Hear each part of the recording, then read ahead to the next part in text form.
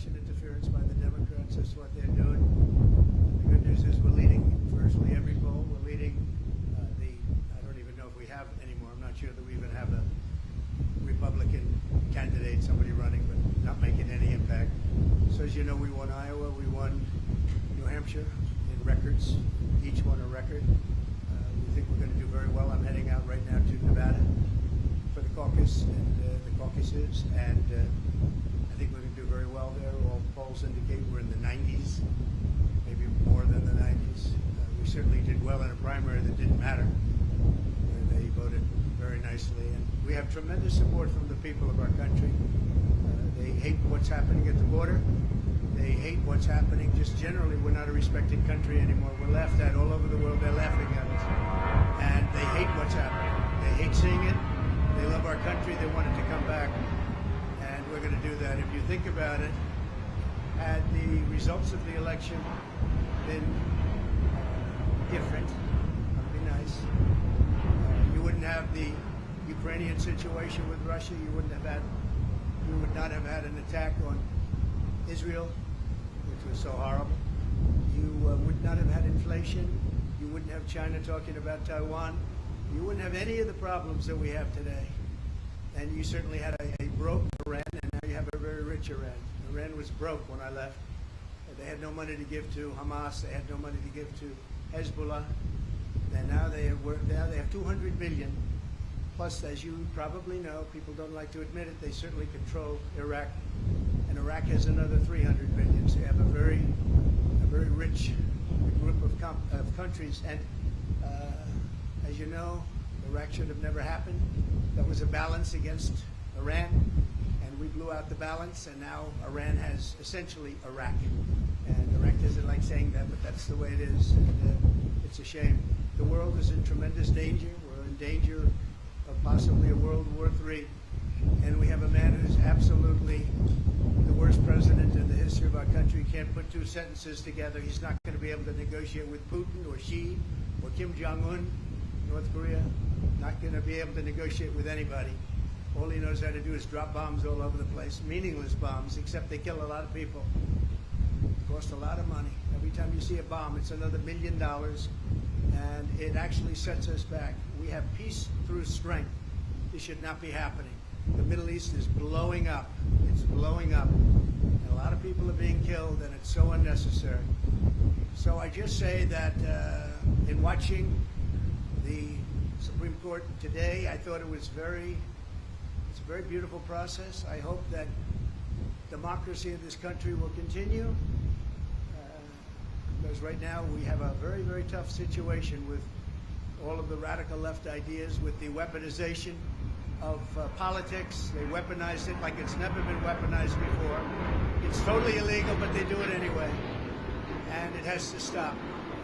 Every one of the court cases that I'm involved, every single one, civil, whether it's the attorney generals or the district attorneys. You look at Fani in Georgia.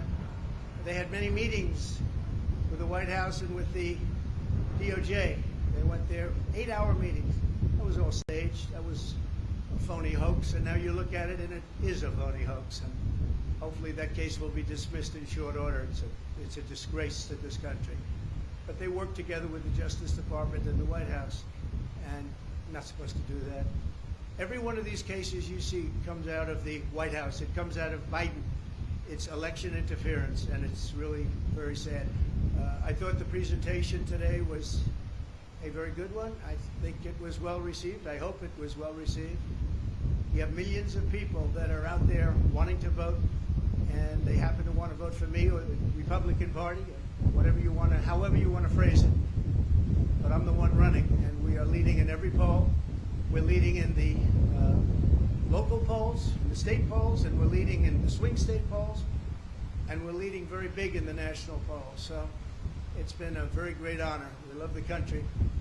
I think the reason we have such big leads, frankly, is that they loved 4 years of us compared to the 3 years plus the 3 years that they've gone with Biden, where you have open borders, you have crime. Nobody's ever seen crime like this, what's happening. And now the crime is being committed, much of it by the migrants that have come in illegally to our country.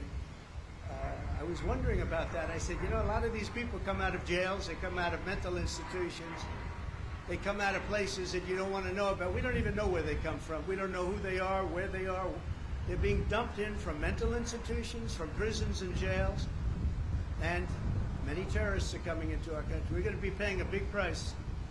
They have to stop it. They have to close the border. By the way, the president can do it just by saying, I want the border closed. I closed the border. We had the safest border in the history of our country. Now we have the most unsafe border in the history of the world. There's never been a country with a border like this, not even a third world country.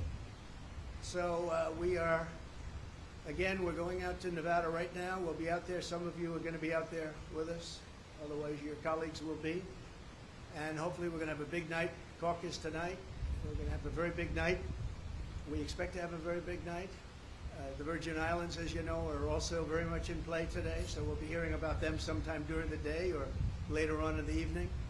And it's an honor to have you at Mar-a-Lago. I hope you like it.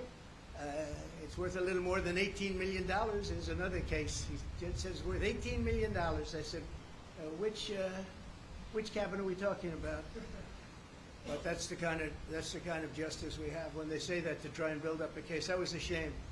But that gave up so much. When they said that, that gave up so much that Mar-a-Lago's worth $18 million.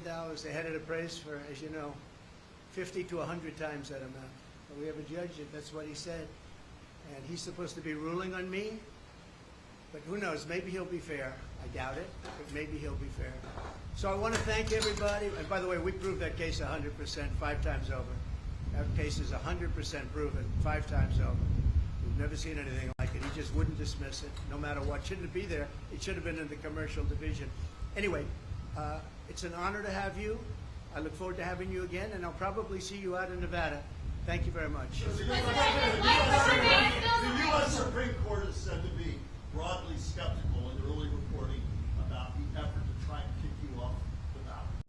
Having said that, though, speak to the argument, legal and otherwise, that your detractors have made leading up to the day. And it's an argument that was given voice by Mitch McConnell, the Senate Republican leader, not long ago. All right, I got the gist. No question. Yeah, I got the gist. President Trump is practically Yes. and morally responsible for provoking the events of the day. He doesn't say that anymore. So let me just tell you that I heard and I watched. And the one thing I'll say is they kept saying about what I said right after the insurrection. Because I think it was an insurrection caused by Nancy Pelosi. This was an insurrection, if it was an insurrection, which there were no guns, there were no anything except for the fact that they shot Ashley Babbitt. Somebody from police force shot Ashley Babbitt. So unnecessary, so sad, so horrible. But there were no guns, there were no anything. But if you take a look at my words, right after, you take a look at my speech from the Rose Garden, which was very shortly after, or you take a look at I'm only on Truth now, but at that time, we were tweeting, and I was on Twitter. If you take a look at those 5 or 6 tweets, you will see very beautiful, very heartwarming statements. Go home, the police are doing their job, etc., etc. Beautiful statements. If you see my statement made in the Rose Garden, I think you have to watch that, because today they said the words of Trump. Now, if you take a look at the words of Democrats over the last period of time, look at Schumer's statement about the Supreme Court on the steps of the Supreme Court. He sounded like a mob boss. Take a look at any of them. Take a look at any. We put together a tape of vicious, violent statements made by Democrats. Nobody brings that up. Take a look at Maxine Waters and the vicious statements that she made. I didn't do that. I said peacefully and patriotically. The speech was called Peacefully and Patriotically. It's peacefully and patriotically. He said I said bad statement. It was the exact opposite. So I think you should take a look at the statements that I made before and after, and you'll see a whole different dialogue. Mr. President, you just mentioned Chinese President Xi. You said that you were going to impose 60% tariffs should you get back in office. Can you explain your rationale there? We want to bring business back to the U.S. They're stealing our business. They're taking our business at levels that nobody's ever seen before. By doing that, we bring business back, manufacturing back to the United States, which I was doing. I took in hundreds of billions of dollars from China. No president had ever taken in 10 cents, not 10 cents. I took in hundreds of billions of dollars, and jobs were coming back. I was saving steel companies. Now they're blowing it. When I see U.S. Steel being bought by Japan, what a sad thing that is to me. What a sad thing that is. So we want to bring jobs back. Very simple. Thank you. Do you still have confidence in Speaker Johnson after the failed Mayorkas impeachment effort? I do have confidence in him. Yeah, I very much do. I think he's a very good man, and I have great confidence in him. Why is Leo Khan, Nikki Haley still in the race when you're dominating in the polls? Oh, I love that question. Thank you very much. You just said it. I don't know why she continues, but let her continue. We have a big one coming up, as you know, in South Carolina, and the polls are indicating that we're through the roof on that one. We're leading by, I guess, 35%, 35 points. So I don't know. I think she hurts herself, but I think she hurts the party, and in a way hurts the country. But it seems to be dying. She did poorly in Iowa. She did very poorly in Iowa, actually. She came in third place. Ron DeSantis beat her, although you wouldn't know that if you listened to her speech. She did poorly in New Hampshire. She did poorly no matter where she went. I don't know how the results aren't in yet from the Virgin Islands, but I know she's playing it very hard. And in Nevada, she lost to no name. She had a no name, and she lost by, I guess, 40 points. So I don't know why she continues, but she's a, I don't really care if she continues. I think it's bad for the party. I think it's actually bad for her too. Mr. President, thank you for having us on a Thank you. Given the battles over presidential immunity, I'm wondering if all presidents and vice presidents will be immune from any legal consequences for any action they take during their term. Well, I can say presidential immunity, which we'll be talking about because that will be upcoming, is very, very important for a president to have. If a president doesn't have immunity, he really doesn't have a presidency. He can be told to do things that he would never do. He can do really bad things for our country.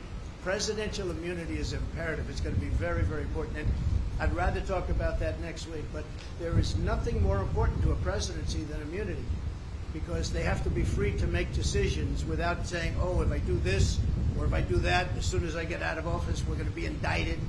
We're going to have trouble. And the other party will do that. I think we've seen that. They do that. There's some very bad people. And you have an opposition party, and they will do things that are very bad. If you don't have immunity, you can be blackmailed. You can be, as a president, they'll say, if you don't do this, this, and this, we're going to indict you as soon as you leave office. You cannot allow a president to be out there without immunity. They don't have immunity. You don't have a presidency. You lose all. Excuse me. You lose all form of free thought and good thought, and you probably weaken the presidency to a point that it was never supposed to be weakened. It would be a very bad thing for our country. We'll be talking about immunity in the coming weeks. How confident are you that you will be treated fairly by the Supreme Court justices? And how much of a time frame do you need to see in order for it not to be campaign? Well, I'm a believer in our country, and I'm a believer in the Supreme Court.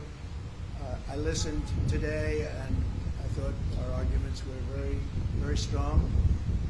An argument that is very important is the fact that you're leading in every race, you're leading in every state, you're leading in the country against both Republican and Democrat, and Biden.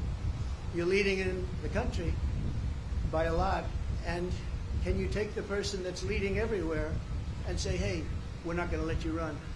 You know, I think that's pretty tough to do, but I'm leaving it up to the Supreme Court. Thank you all very much. Enjoy it. Thank you.